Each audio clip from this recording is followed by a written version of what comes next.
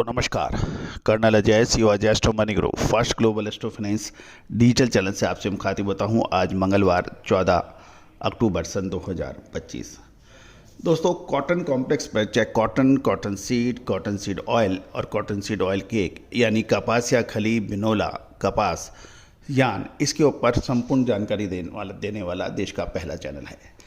खबर निकल के आ रही है कि रूस और अमेरिका और चाइना के बीच चलते तनाव में कुछ नरमी के समाचार मिल रहे हैं, लेकिन उसके बाद भी आइस कॉटन की कीमतें लगातार गिरावट की ओर अग्रसर हो रही हैं। जानिए पूरी रिपोर्ट विस्तार से। इससे पहले हम आगे चले, एक विनम्र अनुरोध, यदि आप हमारे चैनल पर नए हैं, पहली बार आए हैं और अभी तक सब्सक्राइब नहीं किया है तो चैनल को सब्सक्राइब कीजिए। साथ साथ कमेंट बॉक्स के अंदर अपने इलाके के कॉटन के भाव जरूर लिखिए ताकि आपको अगली नोटिफिकेशन भेजी जा सके। जानिए रिपोर्ट विस्तार से। दोस्तों, खबर निकल के आ रही है कि कल सोमवार को आइस कॉटन फ्यूचर में मामूली गिरावट देखी गई। यूएस और चीन ट्रेड तनाव के बीच कुछ नरमी आने के समाचार हैं, लेकिन बाजार उसके बावजूद भी सेंटीमेंट कमजोरी दिखा रहा है, क्योंकि निवेशकों ने यूएसडीए रिपोर्ट देरी और मांग से जुड़े संकेतों के कमी के चलते सतर्कता का रुख अपना रखा है।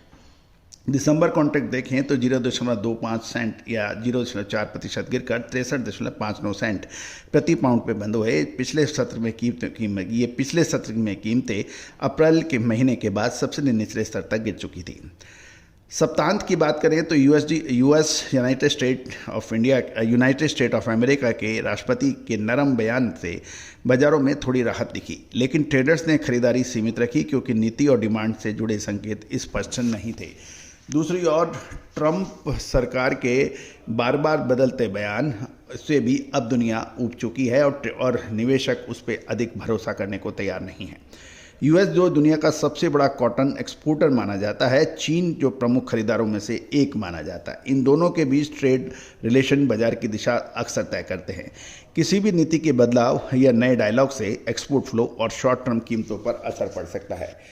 क्रूड ऑयल की कीमतें हालिया गिरावट के बाद रिकवरी में देखी गई, जिससे कॉटन को सीमित सपोर्ट मिला। आमतौर पर ऊंचे क्रूड प्राइस से पॉलिस्टर महंगा होता है, जिससे कॉटन की मांग में हल्का सुधार देखा जाता है। वहीं यूएस सरकार शटडाउन के चलते यूएसडीए यानी यूनाइटेड स्टेट ऑफ अमेरिका की एग्रीकल्चर डिपार्टमेंट की supply and demand estimate WASDE की और साप्ताहिक एक्सपोर्ट सेल्स डाटा फिलहाल स्थगित है यानी नहीं आया है। इससे बाजारों के पास कॉटन की फसल की प्रगति, एक्सपोर्ट ट्रेड्स पर ताज़ा जानकारी की कमी बनी हुई है। अब आगे की दिशा क्या हो सकती है, इस पर एक महत्वपूर्ण है। निकट अवधि में कॉटन कीमतों में उतार चढ़ाव सीमित देखा जा सकता है। अमेरिका और चीन ट्रेड डेवलपमेंट और यूएस की फसल प्रेशर के बीच बाजार सतर्कता का रुख बनाए रखेगा। जब तक यूएस डाटा जारी नहीं होते, कीमतों में ठोस रिकवरी की संभावना कमी नजर आती है। दोस्तों, कॉटन यानी सफ़ेद सोना, भारत कॉटन के उत्पादन कंजम्पशन में शुरुआत से ही यानी सदियों से अग्रणी स्थान रखता नजर आया है, लेकिन साल दर साल प्रोडक्शंस की कमी, उत्पादकता में कमी और बिजाई क्षेत्र में उतार चढ़ाव देखने को मिल रहा है। और यही वजह है कि सरकार ने कॉटन के आयात पर जो आयात शुल्क था वो भी हटा दिया है। इससे भी भारतीय किसान और व्यापारियों के बीच में कन्फ्यूजन की स्थिति है, क्योंकि अंतर्राष्ट्रीय बाजार में कॉटन के दाम कम हैं जबकि भारतीय कपास के दाम अधिक हैं। दूसरी ओर कॉटन कॉरपोरेशन ऑफ इंडिया द्वारा सरकारी खरीद की भी घोषणाएं हो रही हैं, उसके ऊपर भी हम एक पूरा एपिसोड आपके लिए लेके आएंगे, बिल्कुल देखना ना भूलें। कॉटन का मार्केटिंग ईयर नया शुरू हो चुका है।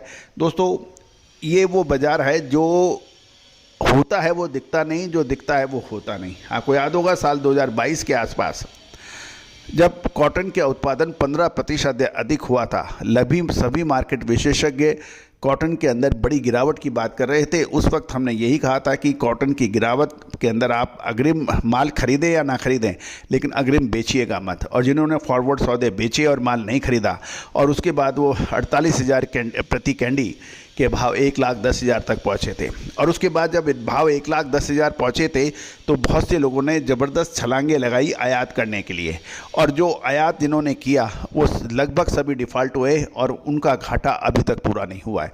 और दोस्तों, हमने आपको सही समय पे खरीदने और सही समय पे बेचने की सलाह दी थी, और इंदौर में कॉटन सीड ऑयल एसोसिएशन द्वारा आयोजित एक सम्मेलन यानी कॉन्फ्रेंस में हमने स्पष्ट रूप से कहा था कि सितंबर के बाद 2022 की बात कर रहे हैं कि आप माल बेचिएगा मत, खरीदें ना खरीदें आपकी मर्जी है। और जिन्होंने उनको ध्यान से सुना समझा वो आज तक फ़ायदे में हैं, और जिन्होंने नहीं सुना 15% अधिक पैदावार की बात से शॉर्ट किया यानी अग्रिम बेचा, वो आज तक उस घाटे से उभरे नहीं हैं।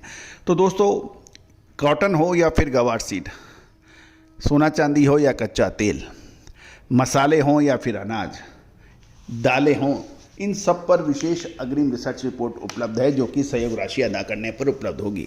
दोस्तों याद रखिएगा, कोई भी रिसर्च रिपोर्ट बनाने में अपार जनशक्ति, वित्तीय संसाधन और लगातार मेहनत की आवश्यकता होती है, और इसमें जब तक वित्तीय सहयोग नहीं होगा वो कोई भी रिसर्च या कोई भी अनुसंधान लंबे समय तक टिक नहीं सकता।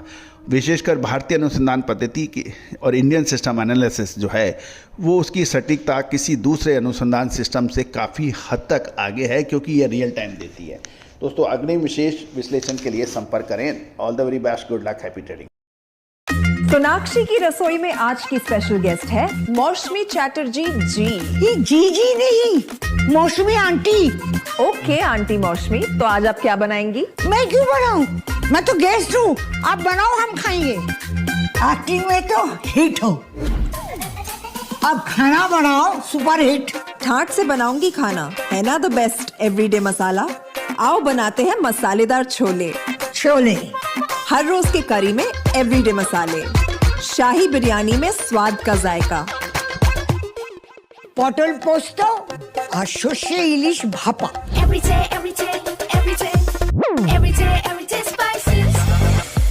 साफ मसाले, खुशबू और प्योर झाग, टेस्ट से भर दे हर जुबान पे स्वाद। एवरीडे मसाले, देश का स्वाद।